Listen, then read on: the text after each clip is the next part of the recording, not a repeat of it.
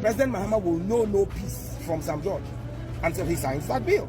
And NDC amanyokuo eye 8 years ago omode bo eye na now the Danko Akufo-Addo ene NPP for so bo say omo ye Trumutu na omo so Trumutu so no abusua ene de anwanwasem asem kese si Ghana de bi si da Ghana Trumutu for kura no entimi nkoye sa de wi emrantie mienu abusua mini baabi omu firi baaye emrantie mienu we etimi afi omu krom aba bedu eye oman Ghana mu na oman nya baabi ankwanko gina ankwanko twanfo nyini se eye Independence Square. In our previous post, you saw that we landed in Ghana to sow Ghana love, to stand with the queer community and to love bomb this country with every ounce of who we are. Today's mission is to love bomb Black Star Square. This place is absolutely stunning, a landmark filled with history and meaning. Star Square was built when Ghana gained independence from British rule in 1957. It stands as a powerful symbol of hope,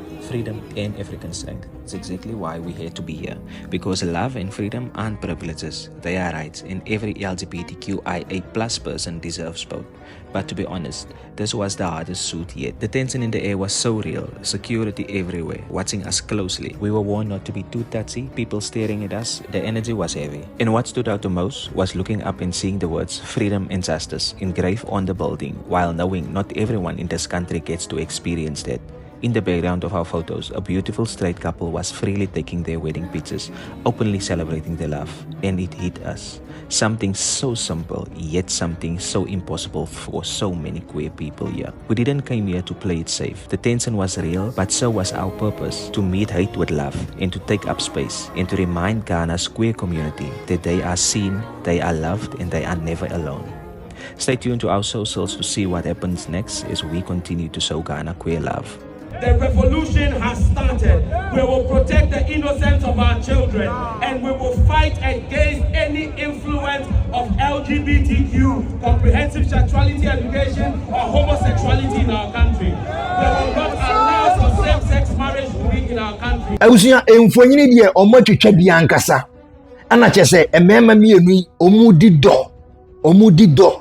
do na abusia samme kaya enkofo anase amanyokuo baako a wagigina mu ene to NPP for kura so say NPP for ye Trumutufo enu nti ana ye emra na ye hye se ne ben ya obi nkoye saade no NPP for embeso mekwa omegi atum na po ewo 55 oni baba akokra wanware kra da na se ya no waware na oye den to satisfy his sexual desire na oye den o worry ye any 3 months.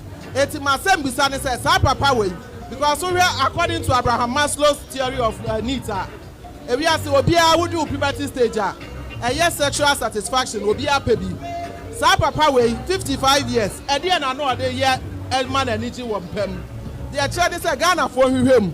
Sa papa way e betimi ayese wono ankasa no or practice homosexuality ni.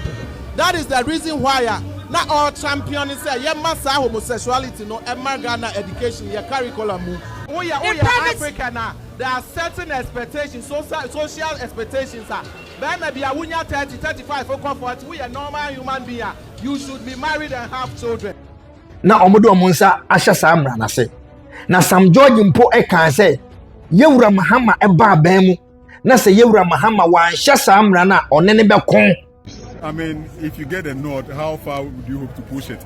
The president, your candidate, when he was interviewed on the BBC, he said he would now look into what is in that bill. You know, that's a misconception that's been put out. And I listened to that full BBC interview. President Mahama has been clear that he will sign that bill, and he has no option than to sign that bill. President Mahama will know no peace from Sam George until he signs that bill. And he himself has said that to the clergy, that as a Christian, as a member of the Assemblies of God Church, he will sign that bill. Abusia ebesine esanse aduane ehye omonum esanse omofuru aboma na mpanifo se ye didi a yen kasenti no enne Sam Georgia na owo opposition na waye no so ye jata waye no so na ni aden waye no so ne de sa no ma we de on so no enne Sam George jata no wadano wakra waye din aginamoa on kasa Sam Georgia ebra na NDC for opposition na oposo te se kraman a wabodam no ene Sam George atoli mum sa no ma we nyina ekoso. Imagine mo the kind of hypocrisy, the kind of nyachum NDC amanyoko no mo ye. Imagine say ankasade we esi yewura na Danko Akufo-Addo ene NPP timer akamubehu press conference ahodo anka Sam George ebe na front said yehuru ni trum ebe ba begira kase de tia omampanyini small boy obegina no okasa wa ahomaso kwan so edi dimpanifo atem ebu mpanifo animtia ene Sam George mu nyina yedin NDC fo binum akoma no atum NDC fo bebre omaka oma no atum because oma ban ene woso eti ade bia omukasa di tiaye ewo ye NPP amammo mu bia no ene se ekoso a NDC ni nkasa emfa ho enoma NDC fo ekasa tiaye ebra na NPP fo wa amammo mu ene de eye enoma no mo se enye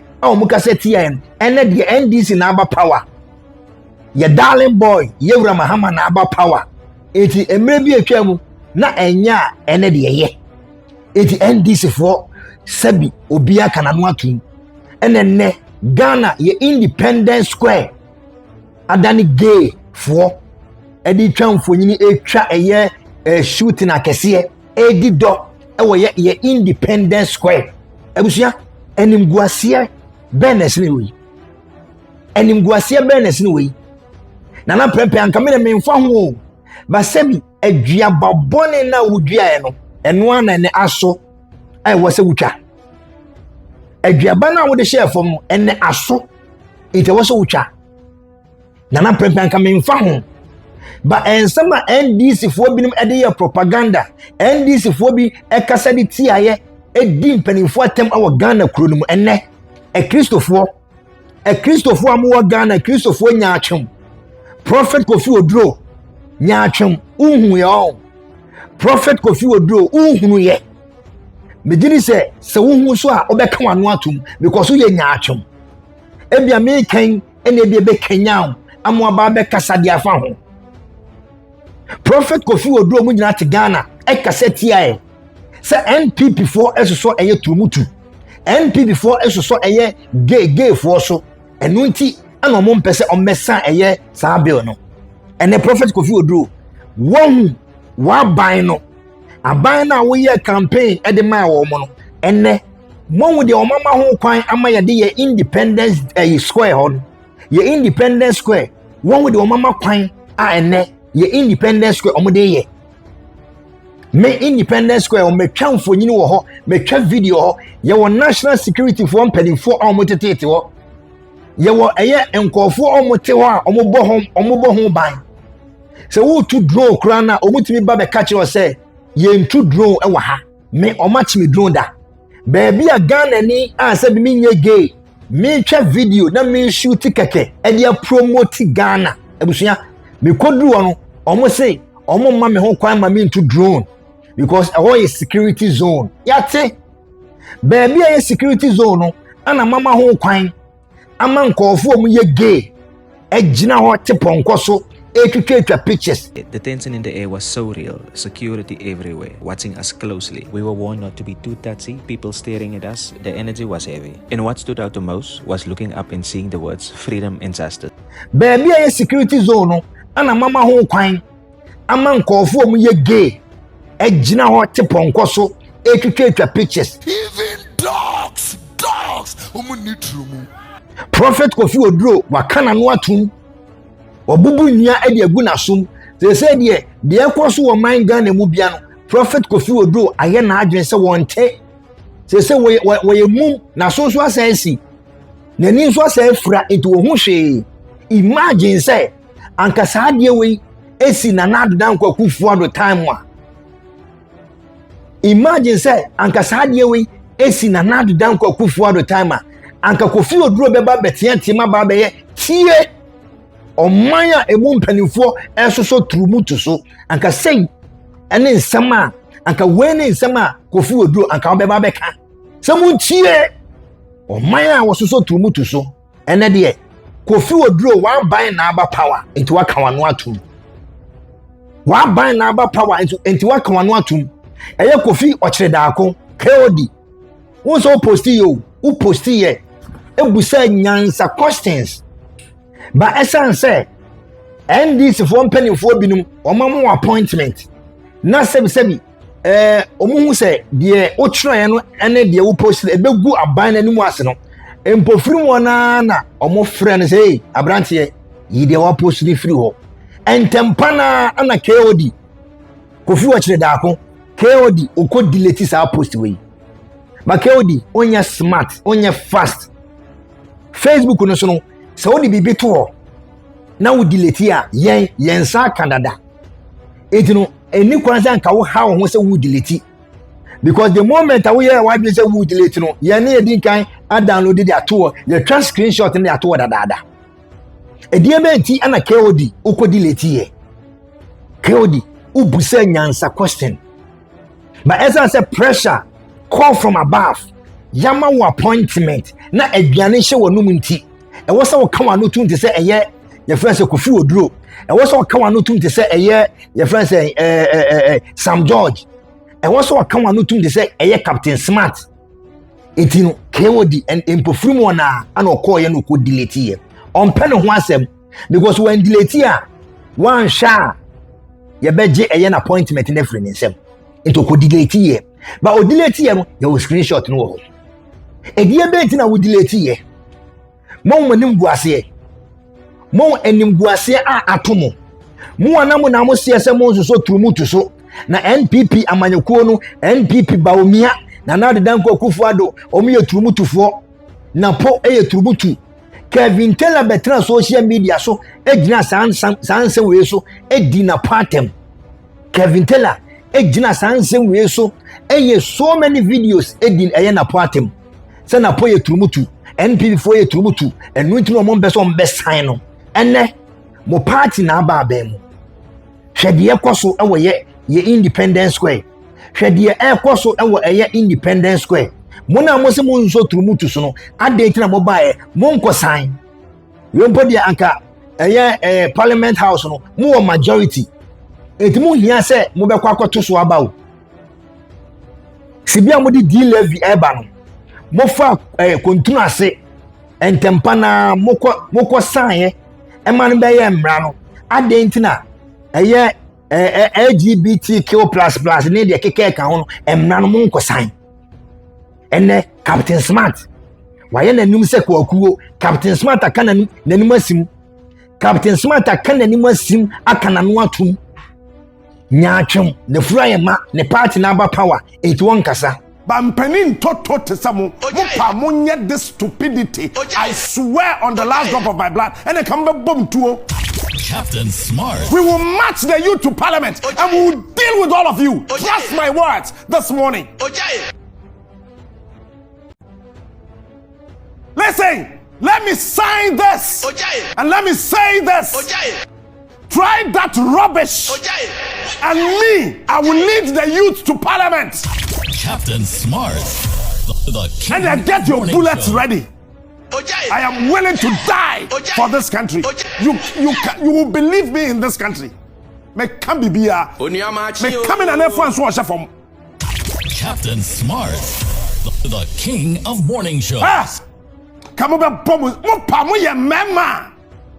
Mo ji Trumutu be me di be ma to. And tumo krom ha. Mo be say captain wa boda mampa. He is imagine say anka wey esi na nad dan kwakufu at the time anka Captain Smart anopetututu na anka wasi nani na ne tawo gunukom watwitwa bi eba be keka bi di akire ye o mampanyini watwitwa bi eba be keka bi e di akire o mampanyini ene omu nyina akoma no atum kwaku atenga ane na left oba left anka kwaku atenga betra YouTube aba betra eye Facebook ene TikTok aba be keka nkwase asem se mususembe na ebeyi waye ne na left anko beba be keka nkwase asem egina na adedan kwakufu ado atem owi a no asaka e de piso say mekasa e kire eye badwenba Mr. Badwenba brabonte ne bra be kire wa adwene ebi aba nya atwomfo NDC nya atwomfo enema womanim guase Ghana fo nyina hu su ene mo ban Ghana fo nyina hu se mo nka no kore mo de nada ne atro ene beji tumi keke ene Ghana Christopher NDC for the Trumutu say NPP for so Trumutu so na NPP for ye Trumutu party the abususem ba Ghana no mo NDC mo darling NDC ne baye no hwe Independence Square eto de bi wa mo asofo mo kwaje ho bom paye mo kwaje ho eye crusade mo kwaje ho ekoya sorry Independence Square ho no ho na ene ye de adane Trumutu ehona na Trumutufo ne ba omukotwa mfonyini de to ma wiase mansan nyina hu se Ghana ye freedom and justice no enne saa mfonyini wei ama ewiase nyina ehu se Trumutu no Ghana yaje atum because freedom and justice etienne saa mfonyini wei amrantie yi omutwa yi ewie peye a message a big message and omo cut across the world.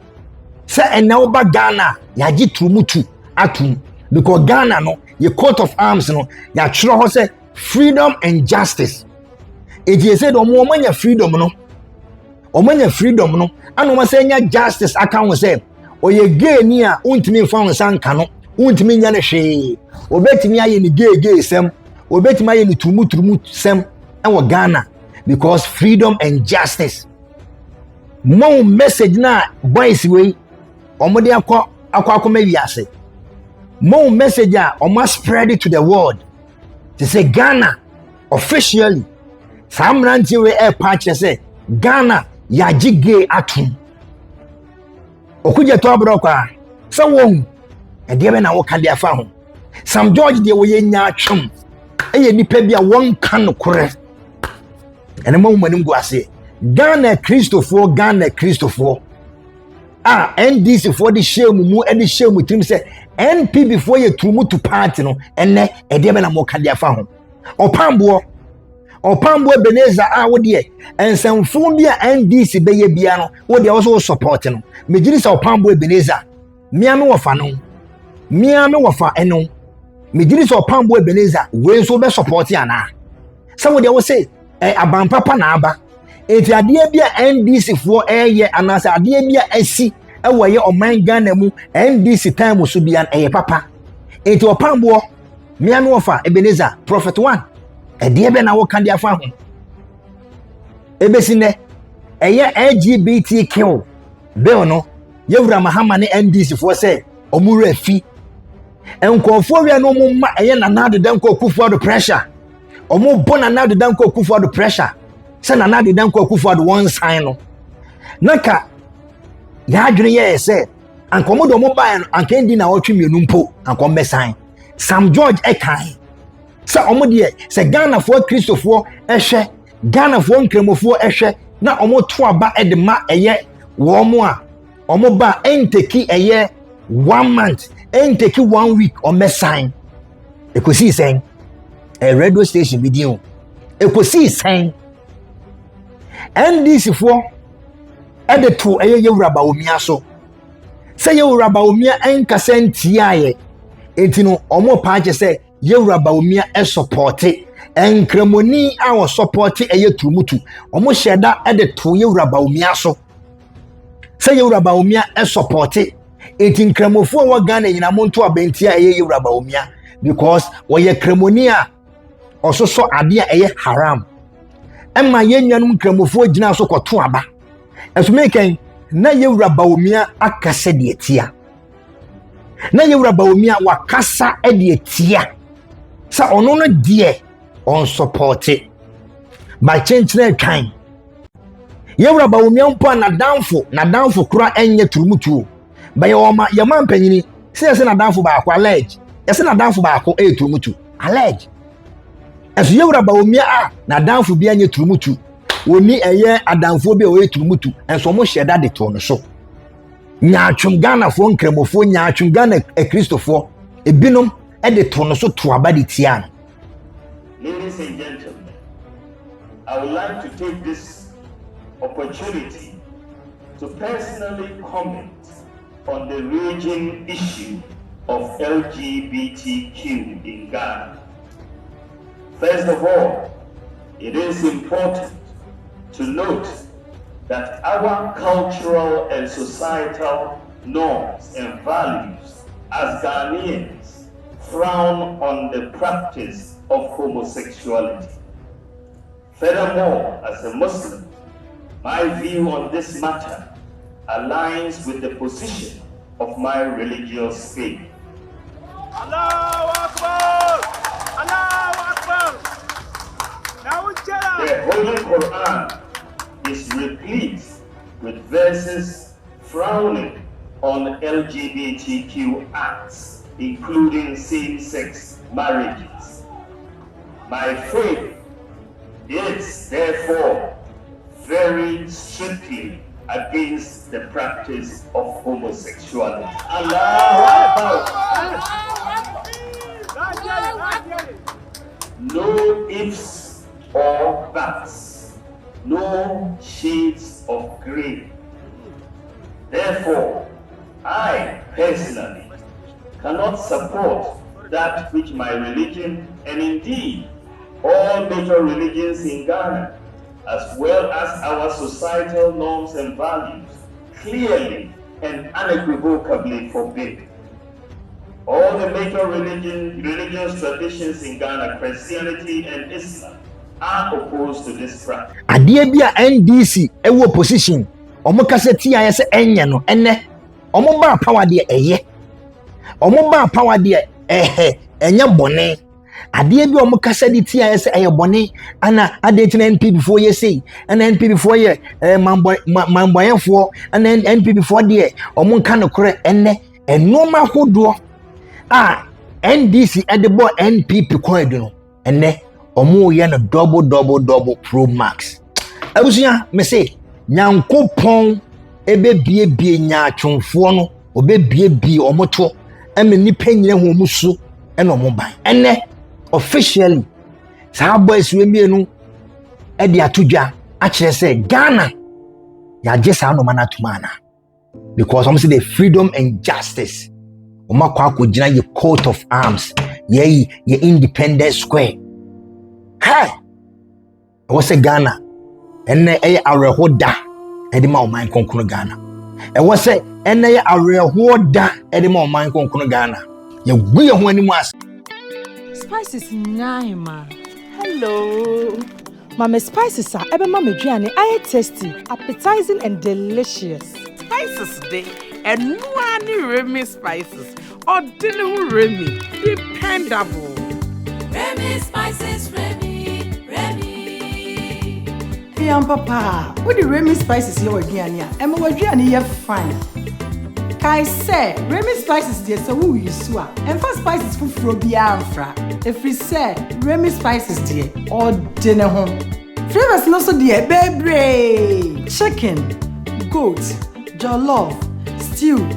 Spices be a wohwehwe no. Remy will be ho. Emfa waduane dey ento chacha. Perfect. Remy spices. Ema aduane ye dekeke. Kai say aduane bia ye de spices ye dey. For Remy spices ye ni nyina. Remy spices, Remy. FDA aje jodi nkratwe yatum.